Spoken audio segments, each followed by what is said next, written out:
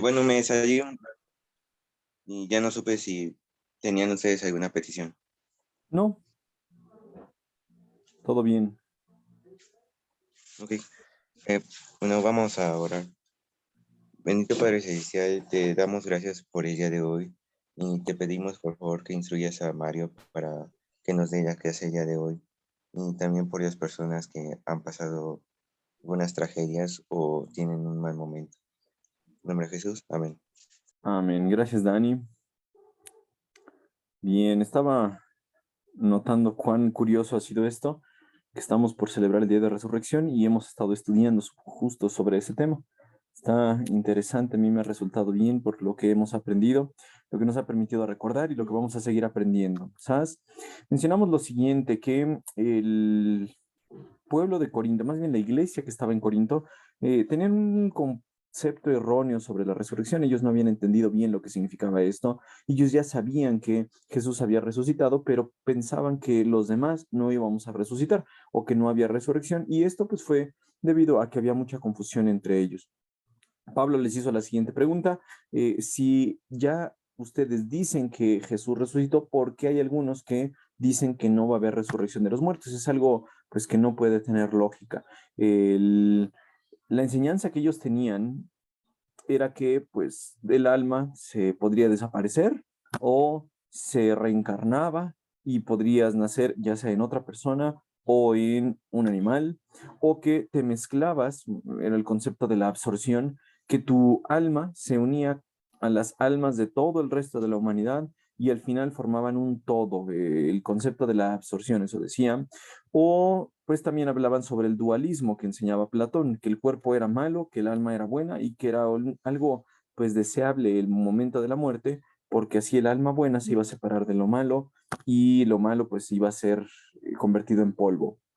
Los saduceos también enseñaban cuestiones sobre la resurrección. Más bien, los saduceos pensaban que ellos no iban a resucitar, que no había resurrección, no había ángeles, y quizá algunos de ellos se convirtieron a la fe y estaban confundidos en este aspecto. En el Antiguo Testamento ya vimos que desde tiempos de Job se menciona sobre la resurrección, Daniel habló de eso, Ezequiel también en el Valle de los Huesos Secos. En el Nuevo Testamento Jesús habló sobre la resurrección también, varias veces él mencionaba que él iba a dar vida más adelante a la persona que creía en él. De esto vamos a hablar el día de hoy, primero Dios. Jesús mencionó esto cuando pues su amigo Lázaro fallece. Fueron juzgados los apóstoles delante del concilio por la resurrección de entre los muertos que predicaban Pedro, Juan y los discípulos. Y Pablo mismo enseñó esto, que en el día de la trompeta, cuando suene la trompeta, va a ser el arrebatamiento y van a resucitar los muertos en Cristo, que ese es el tema que vamos a estar mencionando, como les comentaba.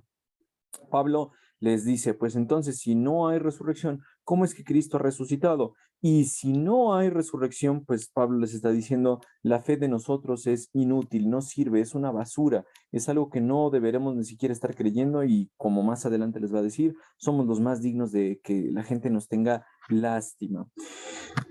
Ah, Pablo les comentó que si no había resurrección, también los apóstoles iban a ser tachados de mentirosos. No lo dice en el término como equivocados, alguien que está equivocado y que dice algo que es erróneo, sino lo está diciendo en el sentido más estricto de mentiroso. Incluso los sordos, cuando hablan de alguien mentiroso, mentiroso, ponen la mano enfrente de la barba, ponen nada más el dedo índice y lo bajan haciendo la seña para mentiroso. Pero si alguien de verdad es un mentiroso con ganas, le dicen marrano.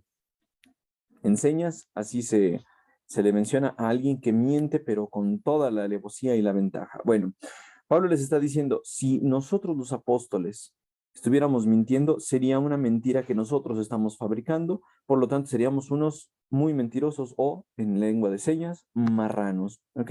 Así terminamos la semana pasada nuestra clase y continuamos con nuestro texto a partir del versículo 16. Pablo sigue tomando esta idea y les dice, si no hay resurrección de los muertos, entonces Cristo no ha resucitado. Pero como ellos ya sabían que Cristo había resucitado, pues entonces estaba mal la enseñanza que habían recibido de las filosofías falsas que estaban en ese tiempo en Grecia. Recordemos que ellos ya habían creído en la resurrección de Cristo porque para ser cristiano un requisito es creer en Cristo, creer en su muerte y creer en su resurrección. No puedes ser cristiano si no crees que Cristo resucitó de entre los muertos. Pero Pablo les está diciendo, si ustedes, corintios, creen que no hay resurrección y de verdad no la hubiera, entonces Cristo no ha resucitado, les dice en el versículo 16. Y si Cristo no ha resucitado, entonces la fe de ustedes es inútil y todavía son culpables de sus pecados. Yo les mencionaba que había algunas consecuencias teológicas y algunas consecuencias personales del hecho de que no hubiera resurrección. Si Cristo no hubiera resucitado, una cuestión personal que tendríamos como cristianos es que nuestra fe es inútil, es algo vano, es algo que no sirve.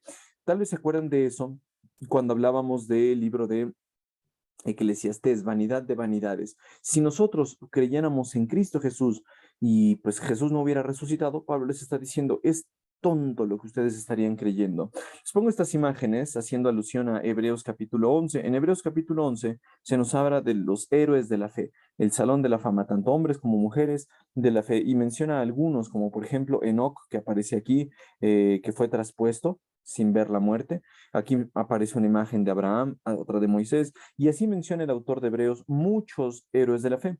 Pero si la fe en Cristo no hubiera tenido su base en un Cristo resucitado, pues en vez de ser unos héroes en la fe, mejor deberíamos decirles bola de losers, bola de perdedores, que nada más pusieron su fe en un tonto que no resucitó. Eso es lo que debería estar diciendo el autor de los Hebreos. Pero como ya sabemos nosotros que Cristo resucitó, la Biblia pues nos dice que ya no somos culpables de nuestros pecados. Si Cristo no hubiera resucitado, todavía lo seríamos, pero como Cristo resucitó, los que ponemos nuestra fe en Él no somos una bola de losers, de perdedores, de cosas, de personas que estamos creyendo en una falsa enseñanza.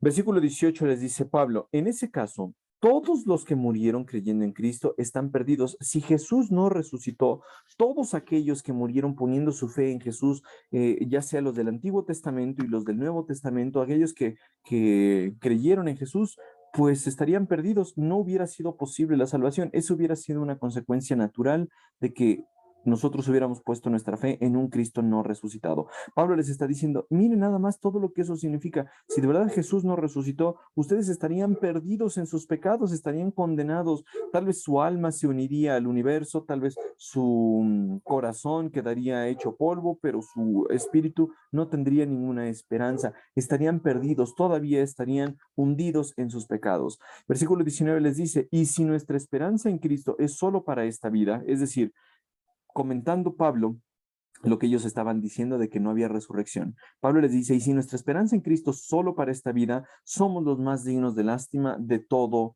el mundo. Cuando estaba buscando imágenes sobre cuestiones así de la muerte y de pasar del alma, me encontré con esta imagen que me recordó mucho lo que habíamos mencionado en Eclesiastés. En Eclesiastés yo les mencionaba que vanidad de vanidades, dice el predicador, todo es vanidad, significa que alguien trata de tomar en su mano el humo. Entonces, aquí es como si alguien tomara el humo en su mano, pues ¿qué va a lograr? Nada, el humo se va a salir de sus manos, él no va a lograr nada. Algo así pasaría con la fe en Cristo. Si nosotros pusiéramos nuestra fe en un Cristo, en un Jesús que no hubiera resucitado, dice Pablo, todos nosotros seríamos los más dignos de lástima. La gente nada más debería tener lástima de nosotros porque estamos poniendo nuestra fe en alguien vano. Si Cristo no resucitó, el alma se puede perder, el alma ya no continúa en el más allá o ya no tiene continuidad, pero Cristo, pues ya sabemos que sí resucitó. Por lo tanto, los cristianos no somos dignos de conmiseración o de lástima, como le dice Pablo en los siguientes versículos. Y los siguientes versículos también nos van a hablar del plan de la resurrección. ¿Qué sigue con respecto a la resurrección? Pablo les habló de forma sarcástica en los versículos previos. Les dijo, ¿cómo ustedes pueden creer que no resucitó Cristo? Si eso fuera, pasaría todo lo que les comentó. Los apóstoles serían unos mentirosos, ustedes estarían todavía hundidos en sus pecados, no habría esperanza de la resurrección, pero como Cristo resucitó, debe haber un plan para la resurrección. ¿Qué es lo que nos espera? Si alguien nos preguntara, oye, tú cristiano, ¿crees en la resurrección? Nuestra respuesta es un rotundo sí, sí creo en la resurrección. ¿Cómo ocurre la resurrección? Pues estos versículos nos lo van a explicar para que sepamos qué podemos esperar. La Biblia menciona dos eventos diferentes. Uno, la resurrección de Cristo, que en estos versículos se va a llamar las primicias o los primeros frutos de la resurrección. Y los primeros frutos en el tiempo de la Biblia, pues era como una ofrenda. Es decir, alguien tenía un campo y ese campo, pues esperaba ese labrador, ese campesino, que diera fruto. Los primeros frutos o las primicias era algo que presentaba delante del sacerdote antes de cosechar, antes de que fuera la siega del producto que hubiera sembrado. Esto significaba que estaba confiando en Dios, primero agradeciéndole por lo que iba a hacer, pero sabiendo que en algún momento iban a terminar la cosecha y estaba viendo hacia el futuro esta persona, estaba como diciendo, yo le doy los primeros frutos a Dios en agradecimiento porque es mi obligación también, pero sé que después de esto vienen más frutos. Lo mismo pasa con la resurrección. Cristo ya resucitó hace 2000 años y aunque Cristo resucitó a otras personas, eh, por ejemplo a Lázaro, pues Lázaro volvió a morir y Lázaro en algún día va a resucitar. Entonces, en esa situación, en ese evento, Lázaro y todos los otros creyentes vamos a resucitar. La Biblia nos enseña que todos los que morimos en Cristo en algún momento vamos a resucitar. Ahorita nos encontramos en un periodo entre una resurrección, que es las primicias, y entre la cosecha, que es nuestra resurrección.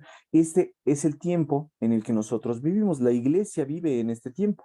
La iglesia vive aquí. ¿Y cuándo va a ser la resurrección? No sabemos, pero la Biblia nos dice que cuando suene la trompeta, con voz de mando, con voz de arcángel y con trompeta de Dios, el Señor Jesucristo descenderá del cielo. Los muertos en Cristo resucitarán primero y los que todavía vivimos seremos arrebatados para estar con Él en el aire. Bueno, recibiremos al Señor en el aire junto con los resucitados.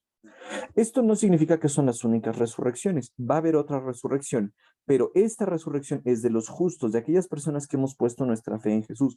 Entonces, si nosotros hemos muerto, si nosotros morimos y tenemos fe en Jesús, en algún momento sabemos que vamos a resucitar, pero no para condenación, sino que vamos a resucitar para vida eterna, para entrar a nuestro hogar celestial para siempre. Mientras que el resto de la humanidad, aquellos que no creyeron en Jesús, aquellos que no pusieron su fe en Jesús, también van a resucitar.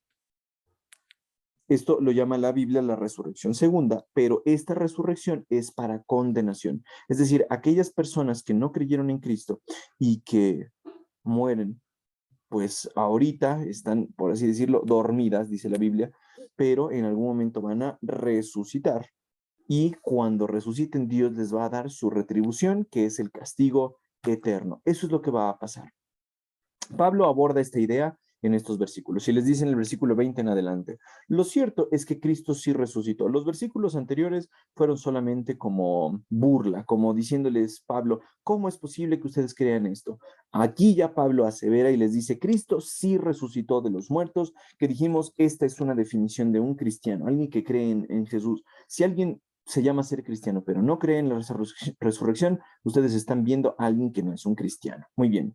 Pablo les afirma, sí resucitó. Él es el primer fruto de una gran cosecha. Es decir, él fue el primero de esta resurrección, el primero de todos los que murieron. Jesús sí resucitó, pero él eh, significa que es una garantía de que nosotros también vamos a resucitar.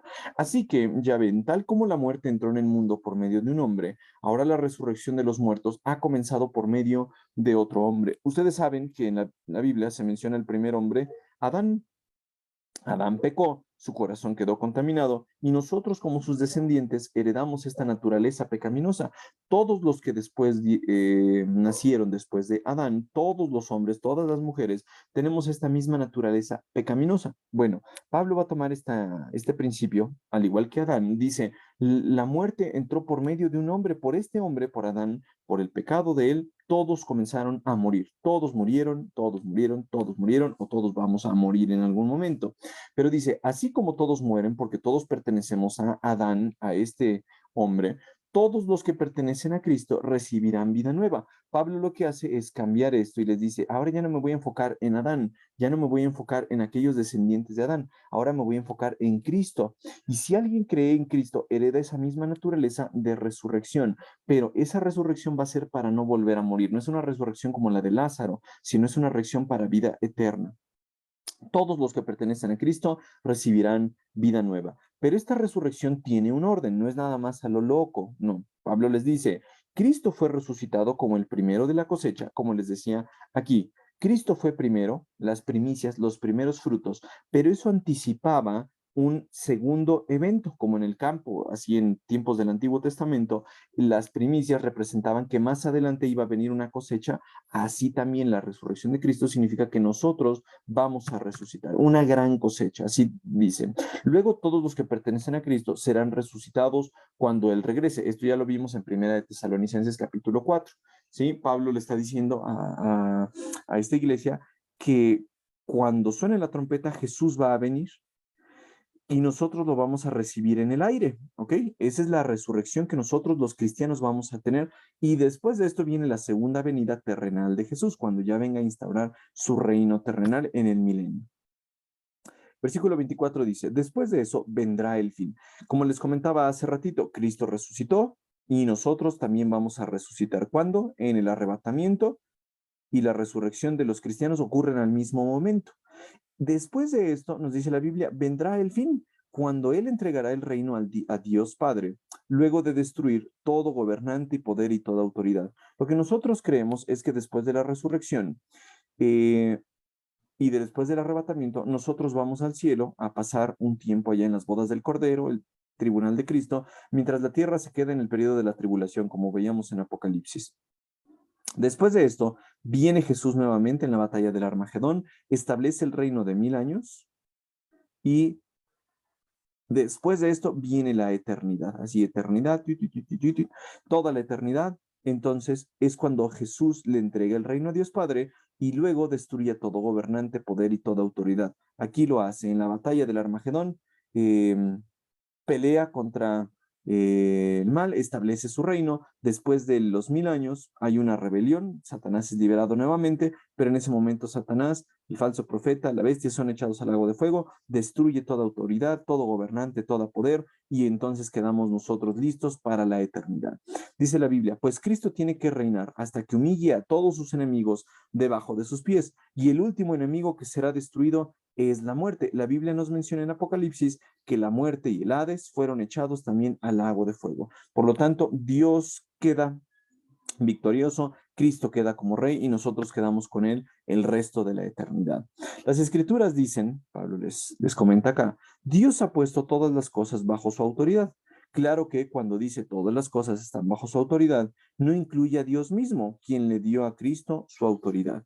Entonces, cuando todas las cosas estén bajo su autoridad, el Hijo se pondrá a sí mismo bajo la autoridad de Dios, para que Dios, quien le dio a su Hijo la autoridad sobre todas las cosas, sea completamente supremo sobre todas las cosas en todas partes. Lo que está diciendo aquí es que Jesús mismo sigue un orden. Jesús recibió autoridad de parte de Dios Padre.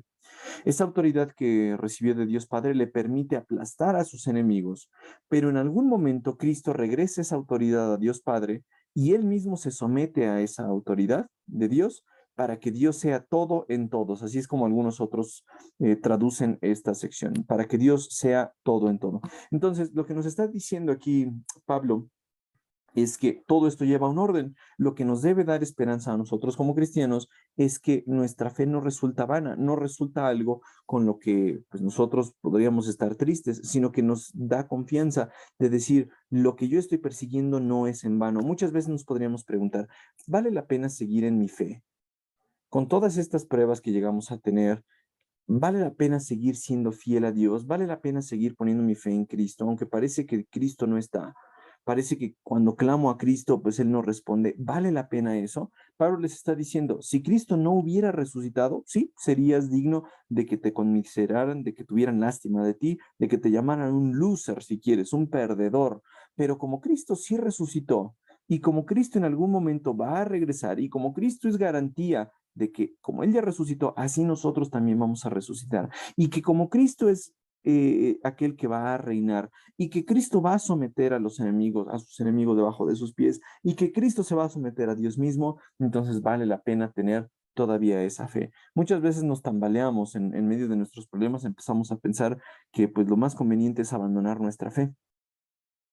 pero pues no tenemos una segunda opción. Si dejamos a Cristo, no tenemos a dónde más ir, no tenemos a alguien más que nos pueda rescatar, no tenemos a alguien más que haya resucitado, no tenemos a alguien más que se diga que va a recibir el poder, que va a recibir el reino, que va a someter a sus enemigos y que al final va a condenar a la misma muerte. La muerte no tuvo poder sobre Cristo, por lo tanto tampoco va a tener poder sobre nosotros. Entonces, chicos y chicas, vale la pena, perdón, seguir en esta fe, y la respuesta debería ser un rotundo sí, sí vale la pena a pesar de las dificultades, de las cosas difíciles que puedan venir en esta tierra. Nosotros sabemos que vamos a tener vida y vamos a tener victoria más adelante, ¿correcto?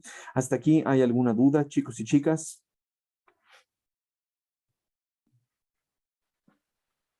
Creo que no. Está muy claro, ¿verdad? Con media neurona podemos entender esto. Pero bueno, hay veces que nos la complicamos, como los corintios se lo estaban complicando, y empezamos a escuchar otras voces, otras tonterías y dudar de lo que nosotros creemos. Muy bien. Vico, ¿puedes despedirnos en oración, por favor? Sí, vamos a orar. Padre, te damos muchas gracias en esta tarde. Gracias por la bendición de estar aquí nuevamente y de escuchar tu palabra. Te pedimos que tú nos ayudes, Señor, a entenderla y a comprenderla, Señor. Y te pido por Mario que tú lo bendigas, Señor, y a cada joven que estuvo aquí y a los que no también, Señor. Te agradecemos todo esto y así te lo pedimos en el nombre de Jesús. Amén. Amén.